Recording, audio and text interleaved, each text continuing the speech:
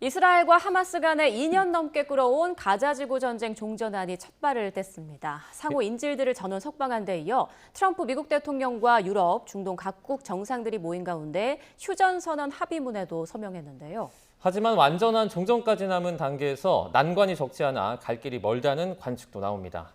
김희준 YTN 해설위원과 가자 평화안의 의미와 외교적인 함의까지 분석해 보겠습니다. 어서 오세요. 안녕하세요. 네, 팔레스타인 무장정부 하마스가 이제 납치했던 이스라엘 인질 생존자를 모두 풀어냈는데 무려 737일 만이라고 하더라고요. 어떤 의미가 있을까요? 네, 그렇습니다. 가자 지구로 납치돼서 지금까지 살아남았던 이스라엘 인질 20명이 모두 돌아왔습니다. 2023년 10월 7일 하마스가 이스라엘 남부를 전격 침공을 해서 약 1,700명이 숨지고 그다음에 251명을 인질로 잡아간 지 무려 2년하고도 딱 7일 만입니다. 석방된 이들은 이스라엘 남부 군사기지로 이송이 돼서요. 그리던 가족들과 꿈같은 상봉을 했습니다. 트럼프 대통령의 중재로 성사된 1단계 휴전안이 지난 10일 발효된 뒤 72시간 내에 석방하기로 한 데 따른 조치인데요. 이스라엘 역시 팔레스타인 수감자 약 2,000명을 모두 풀어줬습니다. 네. 그리고 이로써 그 2년 넘게 끌어온 가자 전쟁 종전으로 향하는 첫 단추가 잘 끼워졌다라고 할 수 있고 또 양측 모두 인도주의적인 부담을 덜었다는 그런 의미는 있습니다. 네. 이번에 풀려난 인질들은 40대 1명을 제외하고는 모두 20, 30대 청년들입니다. 왜냐하면 앞서서 풀려났거나 구출됐던 인질 약 160명 가까이가 모두 노인이나 여성, 어린이였기 때문인데요.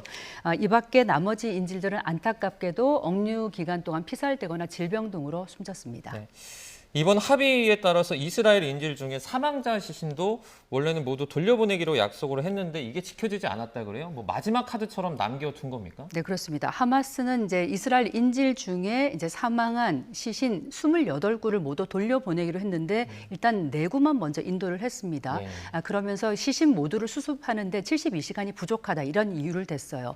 이스라엘은 이것은 이제 협정 위반이다 이렇게 반발을 하고 있는데 사실 하마스 측 설명에 납득이 어려운 건 아닙니다. 왜냐하면요, 그 인질들이 이스라엘 군이 하마스를 공격하는 과정에서 숨진 경우도 있어서 건물 잔해 아래에 시신이 깔려 있다면 그걸 찾는데 상당한 시간이 걸리는 것은 사실이기 때문입니다.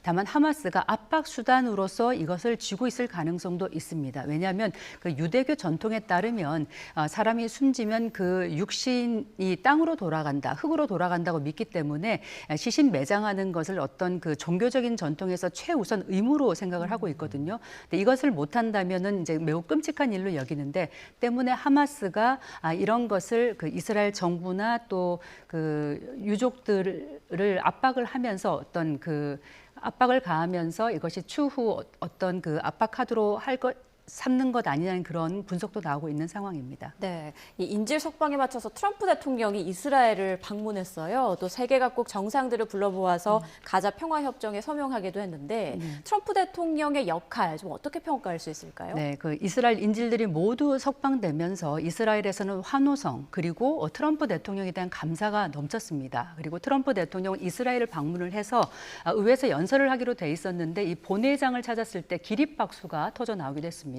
또 여야 지도자들이 노벨 평화상을 받을 사람 트럼프다 이렇게 외치기까지 했어요. 아주 의기양양해진 트럼프 대통령, 이 새 중동의 역사적 새벽이 왔다고 이렇게 평가를 했는데 직접 들어보시겠습니다. This is the end of an age of terror and death and the beginning of the age of faith and hope and of God. It's the start of a grand concord and lasting harmony for Israel and all the nations of what will soon be a truly magnificent region. I believe that so strongly. This is the historic dawn of a new Middle East. 대통령 이어서 이집트로 날아가서 영국, 프랑스, 요르단 등 각국 정상들을 모아놓고 회의를 하고 또 평화협정안에 서명까지 했습니다. 마치 자신의 동무들을 연출했고 세계 정상들이 병풍을 친 그런 느낌까지 사실 받았는데요. 이번 가자지구 전쟁이 종전으로 향해 가는 첫 단추를 다시금 깰 수 있었던 것, 트럼프 대통령의 의지와 역할이 있었던 것은 분명하다고 평가하겠습니다.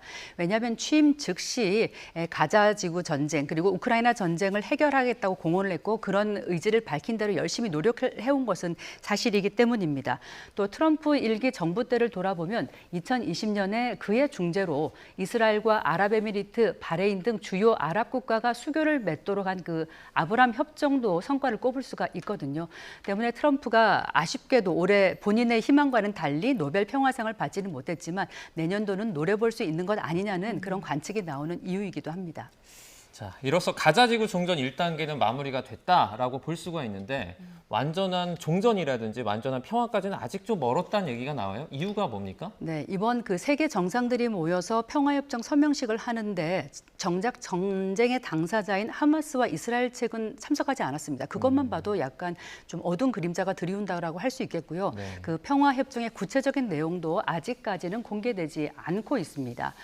트럼프 대통령의 평화 구상은 총 20개 항목인데 이번 인질과 또 수감자 교환은 약 5, 6개 항목으로 1단계에 불과하고요.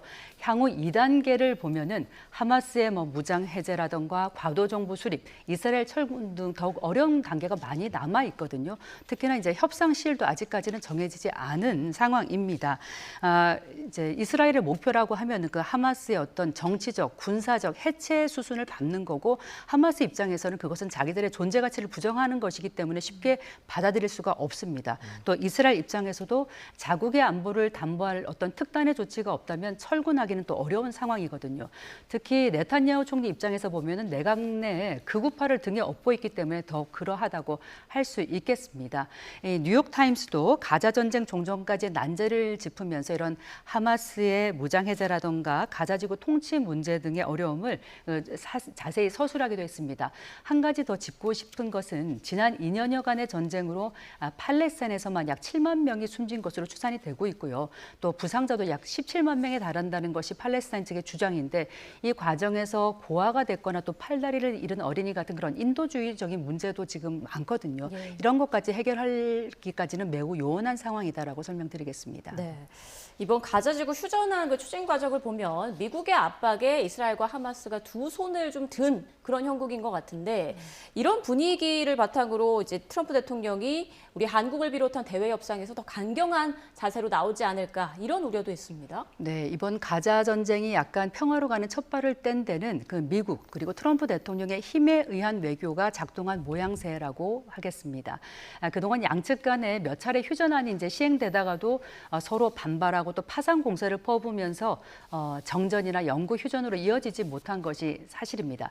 이렇게 타결 가능성이 적었던 합의를 성사시킬 수 있었던 것, 트럼프식 힘을 통한 평화 전략이 유효했다는 평가입니다. 사실 지난 과정을 돌아보면 미국이 지난 6월에 이란을 그 벙커버스터로 이란의 핵시설을 직접 타격하기도 했고요. 또 이스라엘이 그 하마스의 동맹, 특히 저항의 축이라고 불리는 그런 나라들, 세력들에 대한 그런 파상 공세를 묵인하거나 또 간접적으로 또 지원하기도 했거든요. 그러면서 이제 미국의 막강한 힘을 보여줬다 이렇게 말씀드리겠습니다.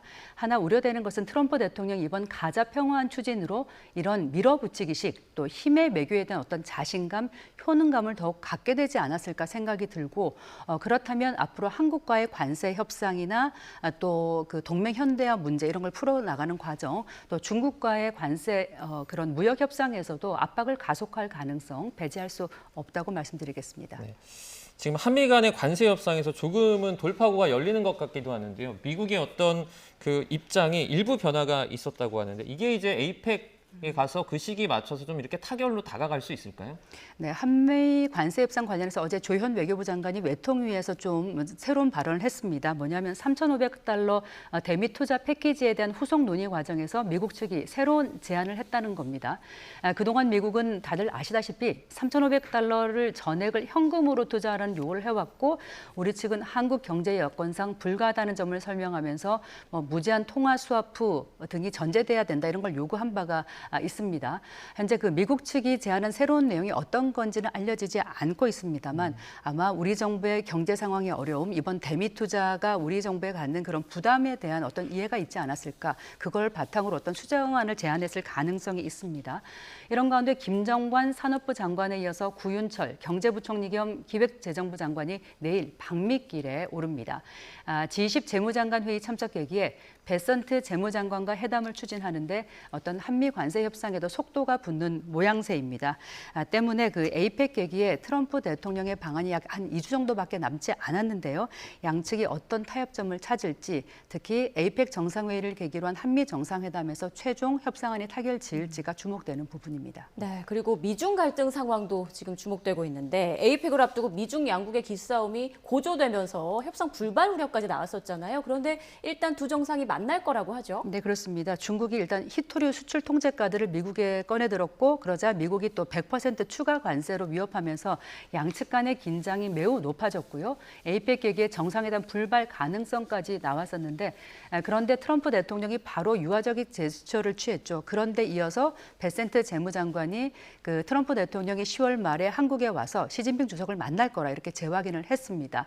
그러면서 11월 1일 전에는 대중국 관세가 발효되지 않을 것이라고 말했는데 이것은 곧 협상 결과에 따라 그런 대응이 달라질 것을 예고했다고 하겠습니다. 사실 미국 입장에서 보면 히토류에 대한 그 중국에 대한 의존도가 매우 높고요. 또 사실 중국이 그 미국산 대두의 수입을 사실상 전면 중단한 상태라서 자국에 미치는 어떤 압박감, 영향도 큰 상황이거든요. 따라서 미중 정상이 예정대로 경주 에이펙 계기에 6년 만에 다시 만나서 대타협을 도모할 것으로 관측이 되고 있습니다. 양국의 협상은 세계 경제 안보에도 영향이 큰 만큼 에이펙 무대가 더 큰 주목을 받게 됐는데요. 다만 한 가지 짚고 싶은 것, 트럼프 대통령의 이제 방한 일정이 좀 축소가 되고 또 31일 개막하는 에이펙 본회의에는 참석하지 않을 거란 그런 전망이 여전히 유지가 되고 있는 상황입니다.